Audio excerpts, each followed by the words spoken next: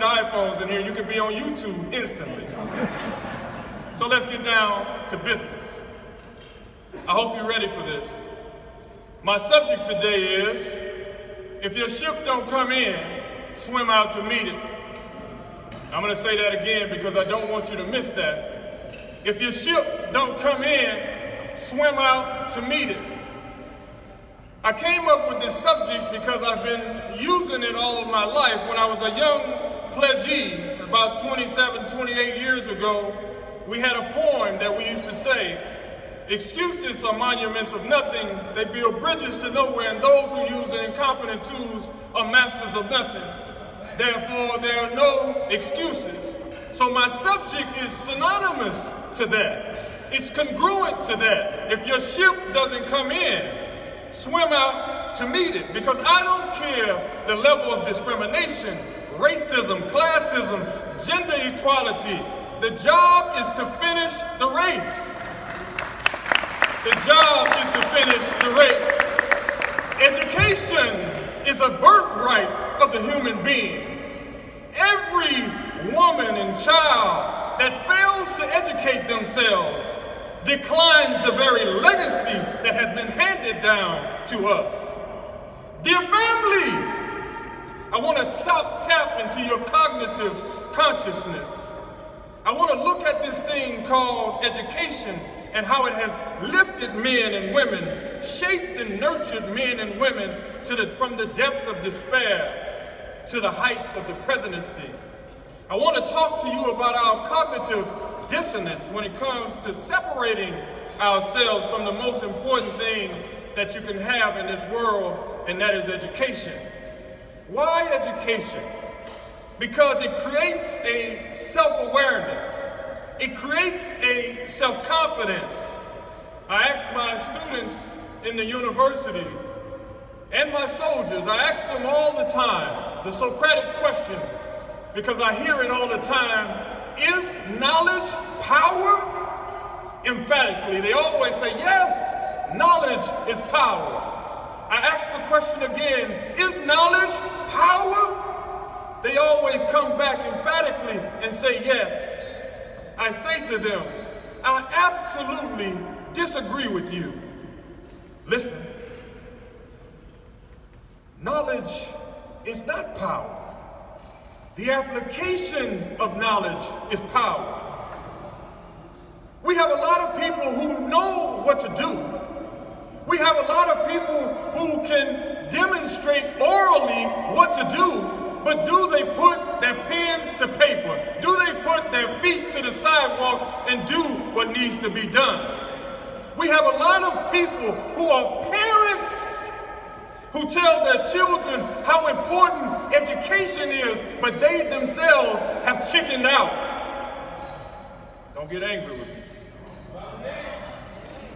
You see, there was a time when education was denied to many of us. There was a time when a person of this hue had to steal or peek at a page. There was a time you had to hide around the bushes to learn the alphabet. People had to risk their very lives to learn to read. Yet some of us don't read. There was a time when people couldn't afford education for their kids to go to college. Now, we can't afford education because we're riding around in our high-interest loans. I'm going to say that again because I don't want you to miss that. We can't afford our children's education because we're riding around in our high-interest loans. There was a time when there wasn't enough strength for mama and daddy because they were working 18-hour days. They couldn't go to school, but now we walk from our house to our car and we sit down at work for 8 hours, yet we have excuses. You don't hear me. You see, we are debating now in this country whether we should stand or kneel at a football game. But who will stand for the children who have a dropout rate of 68%? Who will stand for the disproportionate number of our children in special ed? You see, education is all around you. Education is a necessity that if you don't capture it, it makes you unnecessary, insignificant, and unworthy to carry on this legacy. Fraternities, sororities, we don our body with the paraphernalia so proudly, but sometimes we forget the purpose of these organizations was to uplift us, to educate us so we can lift as we climb. When I looked across in the research of all the deltas, the AKAs, the alphas, the omegas, you saw a consistent effort of sisterhood, service, academic excellence, scholarship. In the fraternity that I belong to, it talks about manhood, scholarship, perseverance, and uplift. One of our smarter brothers, he said, we must be tenacious as dogs when it comes to obtaining this thing called education. Some of our less smart brothers turned us into cute dogs. Security, I don't want the Omegas to beat me up. You will. I know you will. I'm pretty big though, brother. There's an old saying, most people die at 25, but they're not buried until they're 75. You might want to write that down. Most people die at 25, but they're not buried until they're 75. Why? Because they have given up on their hopes and dreams. They have drunk the false narrative of mediocrity. They have learned what we call in academia, learned helplessness. You know, it's a false narrative to say that everybody shouldn't be educated. Dear family, most of us have traded our potential for greatness for the false narrative of being realistic. You see, being realistic is a myth. It's a misconception. It's a manipulation of your own mind. Most of us are playing PlayStation while people are building space stations. We have become an agent of our own suicide. PlayStation here represents the frivolity, not the actual game itself. It's the misuse of our time. Let me tell you a secret. When you're striving for greatness, what other people think about you ain't none of your business. You know, my job is a wonderful job, but sometimes people come in and break your heart. I have people who come into my office and tell me some of the most heart-wrenching things. A young person came into my office a couple of months ago with her head down and her spirits low. But when she began to talk about her daughter, you could see her eyes light up because she was talking about something futuristic for her child. She talked about the greatness that she saw in her baby. Then she looked at me with her eyes to the floor. She said, "Sir, somebody told me you were smart. So how can I get my daughter to be a person like you?" Listen, I want you to listen. I told her, I said, "I'm going to talk to you in love right now." I say, the first thing you must do, you must pick your eyes up from that floor and look me in my face. The second thing that I told her, I said, it is impossible to teach your kids how to fly if you don't have wings. Listen, birds don't just start flying. They have a mother or father that teaches them. Lions just don't start hunting. They have a lion to teach them how to be a lion. You see, our babies will never become eagles hanging out with chickens. I'm going to say that again. our babies will never become eagles hanging out with chickens. I said to her, if you want your daughter to be great, don't look to me, look to yourself. If you want your daughter to be a giant, why don't you enroll in college today? This is the tough part.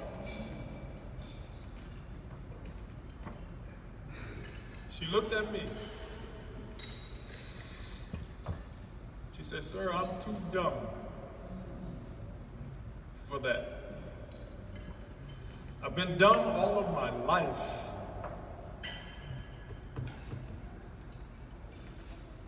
I'm going to tell you my story I told her my story for her benefit, now I'll tell you.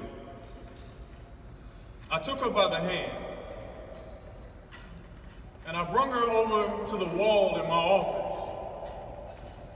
And she saw in amazement the 6 degrees that I have on the wall. I told her, you don't know the story behind those degrees, while they may marvel you. I told her I have been struggling with self-esteem all of my life because at 10 years old, I was molested by a family friend. I explained to her that in 8th grade, I was in special education. In 9th grade, I failed the 9th grade. In the 12th grade, I failed high school English, so I had to go to summer school and not walk with my class. I was lucky enough to go to college because of my physical prowess. But when I got there, I had no clear idea of who I was, so I started hanging out with the wrong people. I was shot in the back, beaten with a shovel, left for dead. You see, if you're the sum total of the 5 people you hang around, you need to get some more friends. I told her I left that place in disgrace. They threw me out of school. And as I was explaining this to her, I saw the narrative begin to change in her face. I saw her saying to herself, if he can do it, I can do it. And then she went back into the sunken place. She said, well, yes, sir, you're so smart. I told her, yes, I am. I said, but do you know why I'm smart? Because when everybody was calling me dumb, when people made well-meaning jokes, including grown-ups, parents, aunts, uncles, when they said to me, education ain't your thing, baby, bless your heart, you know how we do. I'm smart because I decided not to quit. My ship didn't come in, I swam out to meet it.